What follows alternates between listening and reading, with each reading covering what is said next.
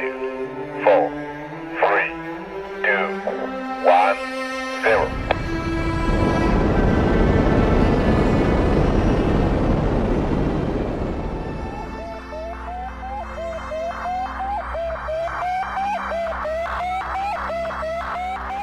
Et pourtant, elle tourne.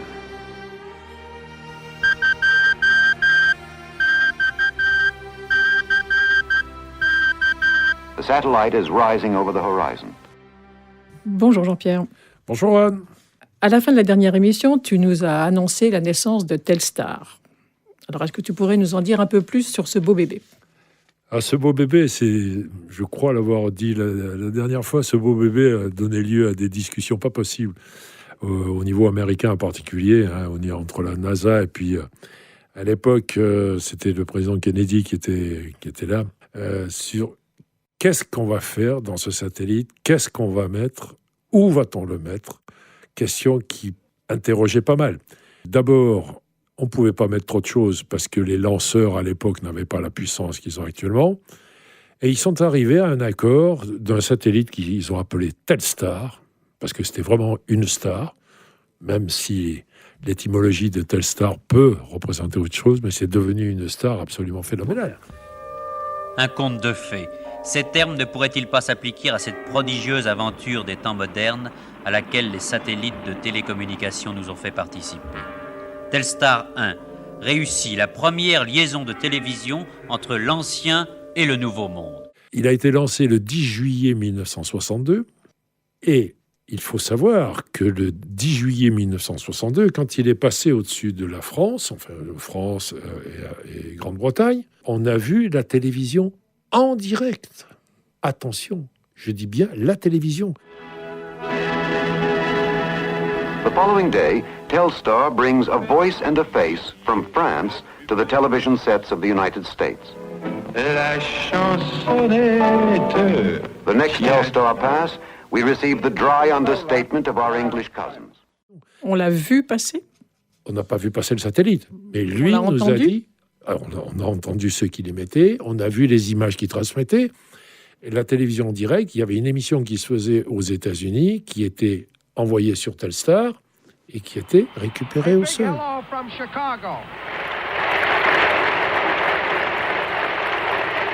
La deuxième partie du programme eut lieu en sens inverse. À son passage suivant, Telstar rendit leur politesse aux États-Unis et au Canada. Ainsi, par l'image, l'Europe devint réalité pour ces jeunes Américains qui n'y croyaient peut-être guère.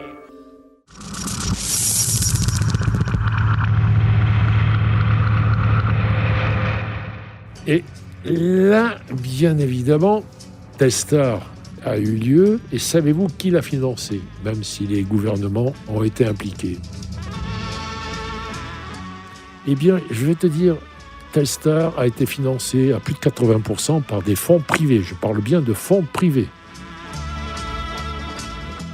C'est vous dire, on voit rapidement quelle va être l'évolution des télécoms. Ils se sont rendus compte de l'intérêt que ça pouvait représenter, du pactole que ça pouvait être. Absolument. Et ils avaient déjà d'ailleurs... la dernière émission, j'ai parlé du PDG d'AT&T, qui est en 1927, mais la politique d'AT&T a toujours été la même. Ils avaient déjà construit, avec ceux qui faisaient des télécommunications, ils avaient déjà bâti un projet de créer un monopole mondial des télécoms, c'est-à-dire qui se voyaient bien propriétaires des satellites, vendre ou louer les services de ces satellites aux différents demandeurs. C'était pas idiot. Non, c'était pas idiot, mais il y avait quand même un président américain qui s'appelait John Fitzgerald Kennedy, qui n'a pas supporté ça parce que c'était un démocrate et qui était riche et fortuné, mais qui ne supportait pas le monopole et qu'on lui impose quoi que ce soit. Donc il a cassé ce monopole en créant un groupe, comment peut-on appeler ça ? On peut appeler ça une commission qui était gouvernementale, qui avait été créée par décret, qui était fédérale, et qui s'appelait la Communication Satellite Act. Le mot acte au niveau des États-Unis, c'est une loi. Et il a créé ça avec la fédération, avec le Federal Communication Commission qui existait déjà par ailleurs, mais qui était dominé par les privés. C'est le Donc cas. il a essayé de mettre un petit peu d'ordre dans tout ça et que ce ne soit Absolument. pas un seul Absolument. organisme qui ait le monopole de tout partout. Et justement, quand il a eu cassé le monopole, on s'est retrouvé donc avec des propositions satellitaires qui étaient quand même autrement plus construites, plus élaborées. Launch director to mission director. Mission director here. Will you give me the mission status, please? The mission is go. Roger, thank you. Roger. Report BTL status. BTL's ready. Minus 10, 9, 8, 7, 6, 5, solo fuel. 3, 2, 1, 0. Mais il faut quand même revenir à Telstar, parce que aujourd'hui, un satellite de télécom, avec ce qu'il y a dedans, va peser entre 3 et 4 tonnes. Et Telstar, c'était quoi? C'était quelque chose que tu aurais pu prendre dans tes bras. Il faisait que 88 cm de diamètre. Tu aurais pu le prendre dans tes bras. Et ils l'ont mis sur une orbite elliptique. Tu m'as posé tout à l'heure la question, c'est quoi le périgée? Son orbite elliptique était pas tout à fait 6000 km. Son périgée était de 950 km et son apogée était de un peu plus de 5000 km. Ce qui fait, comme pour ECHO, c'était le même type d'orbite. On le voyait à peu près 20 minutes. Alors, ce qui a été extraordinaire, enfin, moi je me souviens de ça, je m'en souviens pas comme si c'était aujourd'hui, parce qu'il y a quelques années, mais il y avait les 3 stations qui ont été construites. Il y en avait une aux États-Unis, une en France, une ville que vous connaissez bien qui s'appelait Lannion, et qui s'appelle toujours Lannion, Plumeur-Baudou exactement, sur le site, et une en Grande-Bretagne. Et ce qui était très curieux, c'est que la première antenne de réception des signaux de ce satellite était un espèce de monstre qui faisait une trentaine de mètres de long, avec une 25 mètres de haut. Et c'était un cornet, mais vraiment un cornet, exactement comme les cornets que vous avez pu voir, qu'on mettait dans l'oreille à l'époque où il n'y avait pas d'appareil auditif pour écouter ce qui se passait à côté. C'est vraiment à voir. Je ne pourrais que conseiller que si vous passez par Plumeur-Baudou, allez voir cette antenne. Et cette antenne est visitable, bien évidemment, elle fonctionne sous radome. Telstar is a scientific success. More than that, it carries with it, through space, the hope that someday all men will see and talk to each other as friends. Donc voilà un petit peu l'histoire du premier satellite de Un télécom. radome, qu'est-ce que c'est, Jean-Pierre?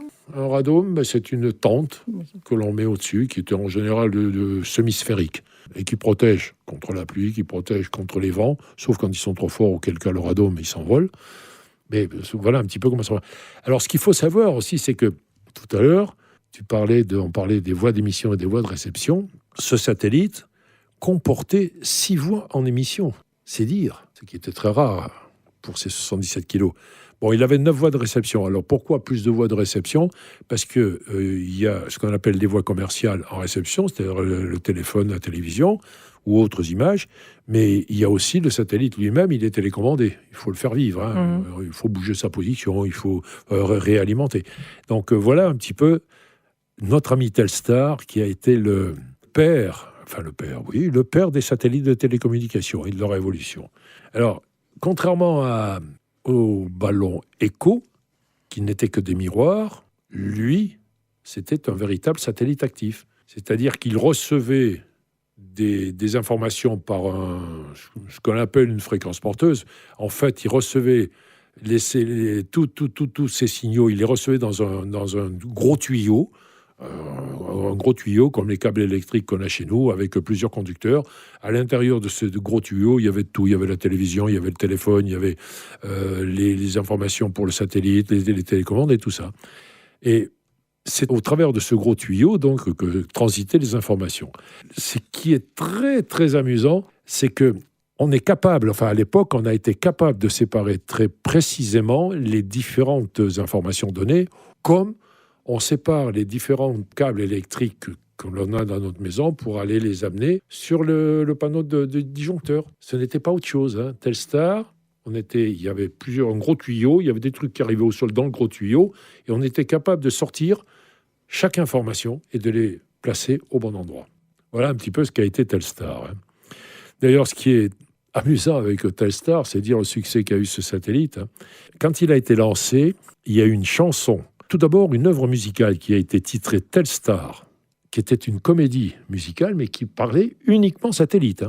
Ensuite, il y a eu une version instrumentale de cette comédie qui a été jouée par un orchestre qui s'appelait les Tornados. Ah oui, mais les Tornados, je me rappelle, oui. Et ben voilà. Eh bien, les Tornados, à cette époque-là, donc en 62, ont fait une version instrumentale appelée Telstar, d'ailleurs, parce que je l'ai retrouvée, moi, sur Internet.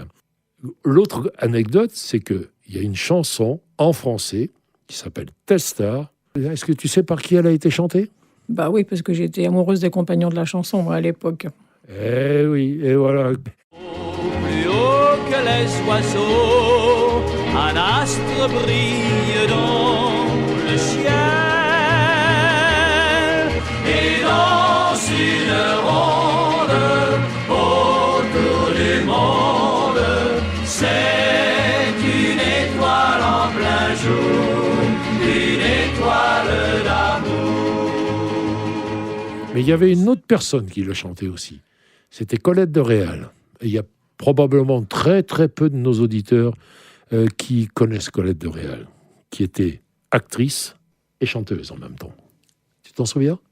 Oui, je m'en souviens. Tout là-haut, comme un poisson dans l'eau, il se parade au grand soleil. Et jusqu'où va la publicité ? Enfin, les publicitaires, quand ils ont compris qu'un produit pouvait être un support de vente très important, c'est Adidas. Adidas a appelé un de ses ballons de foot Telstar. Alors, et il a eu cette astuce. Le ballon de foot est rond. Telstar n'était pas tout à fait rond, puisque c'était un polyèdre octogonal. Enfin, bon, dans la fin, c'était pas complètement rond. Mais il a eu l'astuce de disposer des carrés noirs sur le ballon, avec des octogones noirs sur le ballon, de la même manière que les panneaux solaires étaient posés sur le satellite Telstar. Voilà là, un petit peu cette saga Telstar, je trouve, a été magnifique. La pub était déjà très très présente, et on savait, on voyait très bien ce qui allait arriver, avec cette pub, avec la manière dont le Telstar a vécu. Et voilà, c'est l'évolution des satellites de télécom. Je me demande si elle ne mériterait pas qu'on en parle avec un peu plus, peut-être un peu plus de détails, ou un peu moins de détails, ou peut-être plus d'anecdotes, ou je ne sais pas, si on ne pourrait pas en parler une prochaine fois. Bah oui, parce que là, tu nous as parlé du tout premier, mais seulement du tout premier, et il y en a eu beaucoup, beaucoup d'autres après. Alors que oui, et pratiquement tous, avec tous une petite histoire assez amusante à raconter. Et bien voilà de quoi faire des émissions. Eh bien d'accord, ça marche. Alors à la prochaine. À la prochaine.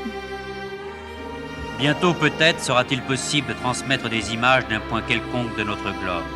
Il faudrait pour cela soit une chaîne ininterrompue de satellites semblables à Telstar ou à Relais, soit des satellites d'un type nouveau, capables de faire franchir aux images en un seul bond toutes les frontières.